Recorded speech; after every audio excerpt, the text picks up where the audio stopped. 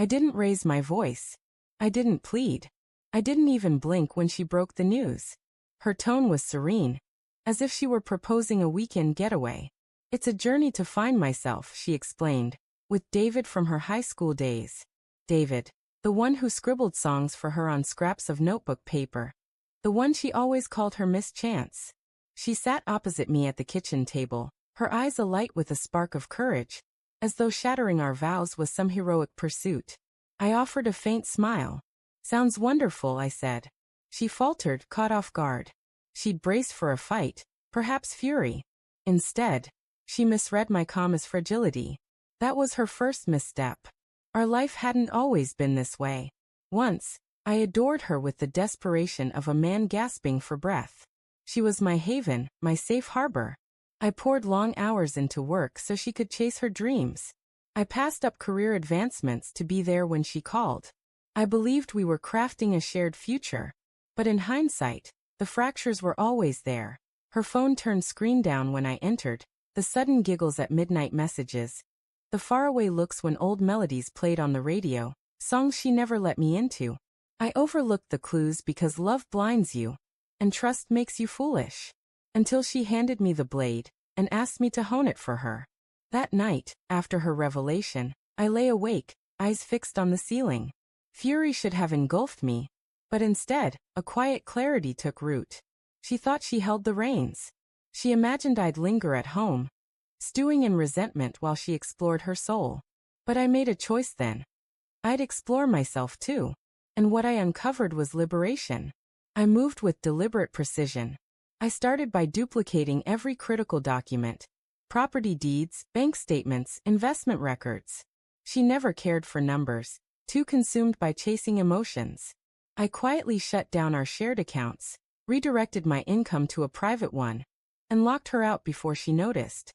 I secured a new place, modest but mine alone, with a lease in my name. Furniture arrived, was unpacked, and set up while she was off chasing memories with her old flame. The house we'd bought together, the one I'd funded, would be hers to come back to, a barren, lifeless shell. I packed my belongings with meticulous care, taking only what held meaning. I wanted her to feel the void, not a robbery. I left a single thing behind. A note on the kitchen counter, for words scrawled across it. I found myself too. She departed on a Friday. By Sunday, I was gone. I didn't glance at my phone until the evening before her return flight. That's when the voicemails started pouring in. The first was laced with confusion. Where are you, babe? The house feels strange. Did something happen? Then came panic. Why are the accounts drained? Why would you do this? Please call me.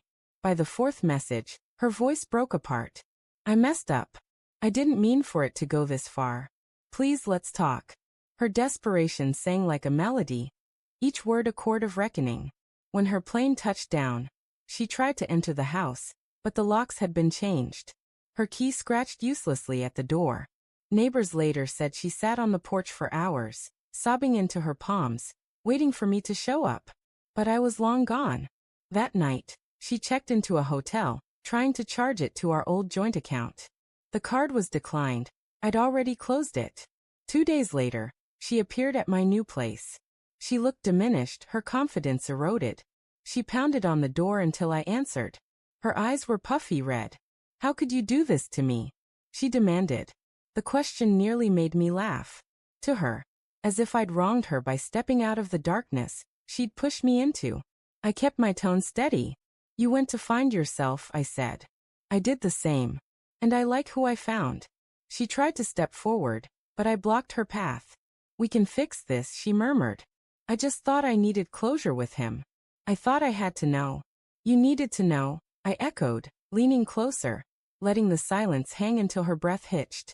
Now you know. And so do I. I shut the door before she could respond. The aftermath rippled quickly. Her friends grew distant when they learned she'd run back to David. He didn't leave his wife for her. He never intended to. She was just a fleeting escape.